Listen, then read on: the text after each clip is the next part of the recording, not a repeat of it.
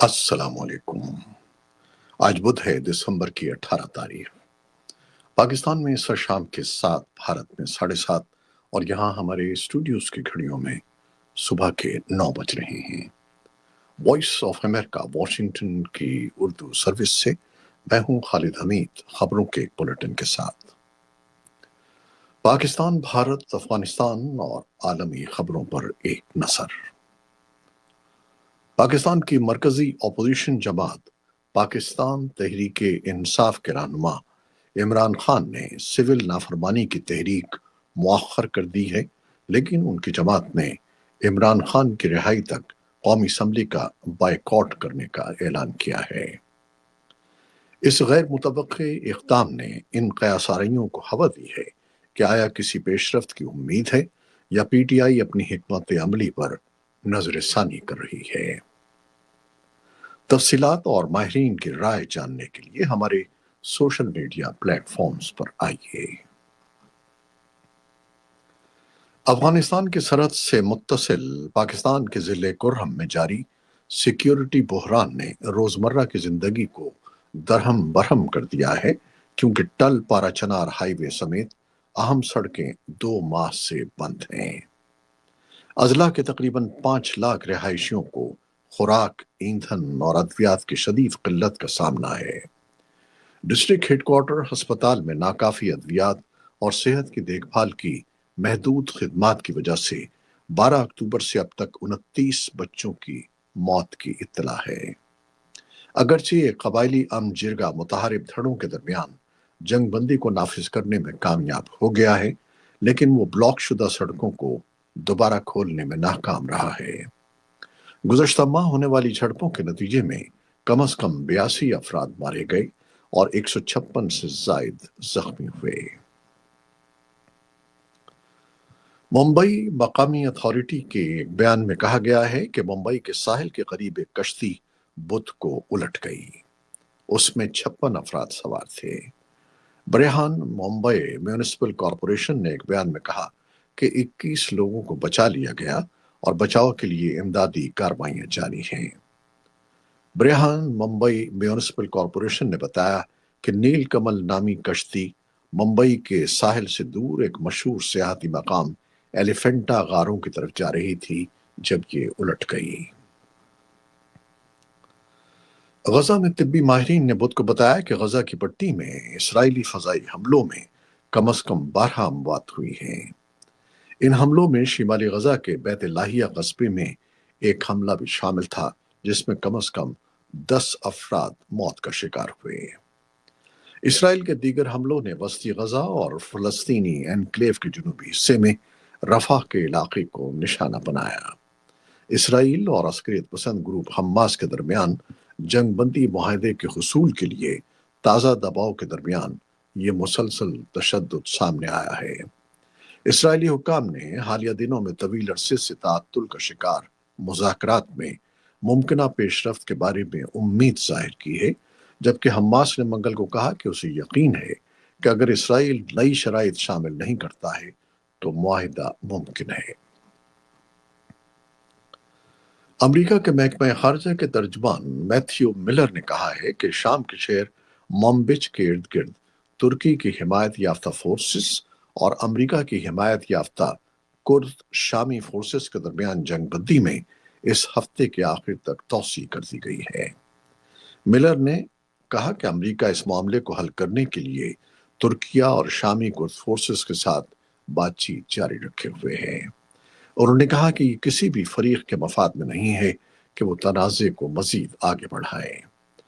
اور شام میں فاتح باغی گروپ ہیئت تحریر الشام کے ملٹری ونگ کے سربراہ نے کہا ہے کہ وہ سب سے پہلے اپنے مسلح ونگ کو ختم کریں گے اور اس کو شام کی مسلح افواج میں ضم کر دیں گے۔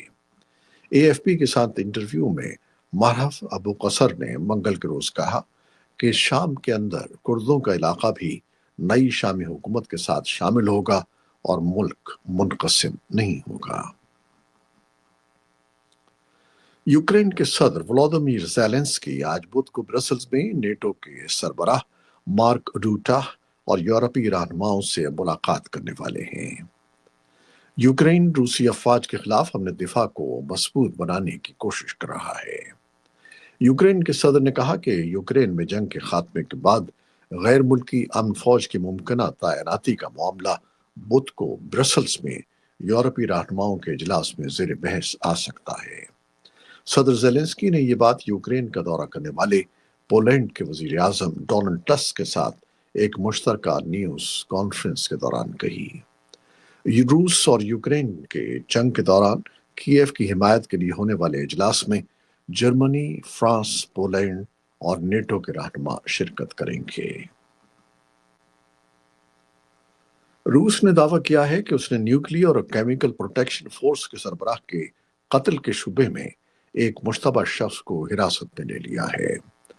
रूसी हुकाम ने बुध को जारी बयान में दावा किया है कि उज़्बेकिस्तान के शहरी ने इतराफ किया है कि उसने यूक्रेन के सिक्योरिटी सर्विस के कहने पर लेफ्टिनेंट जनरल इगोर करिलोव को कत्ल करने के लिए बम नस्ब किया था।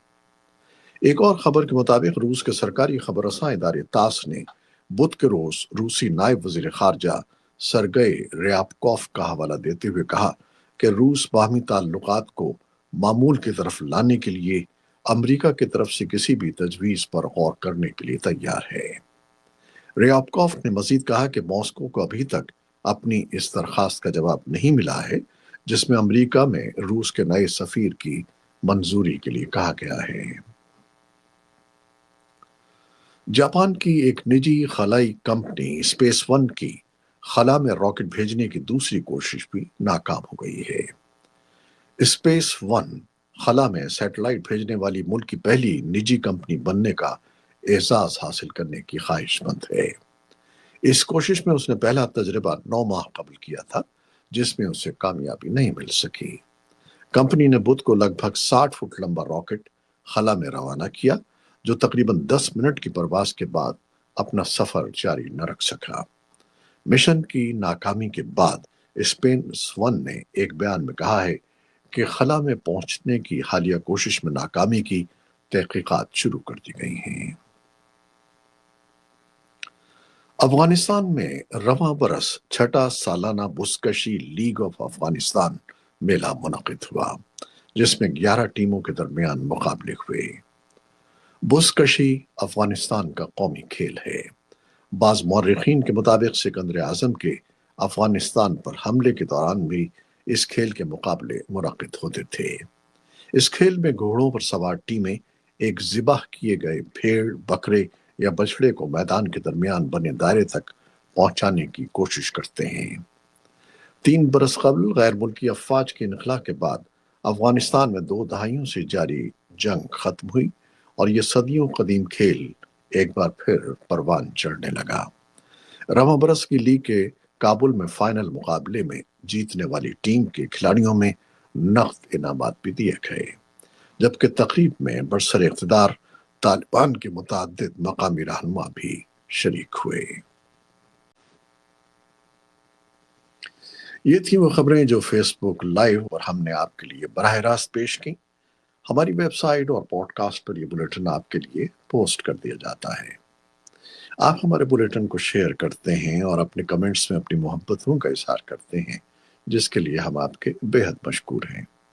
अपनी इन कोशिशों को, इन मोहब्बतों को जारी रखिएगा। न्यूज़ प्रोड्यूसर आयशा इरफान और न्यूज़ एडिटर बहजत जिलानी के साथ खालिद हमीद को अब इजाज़त दीजिएगा।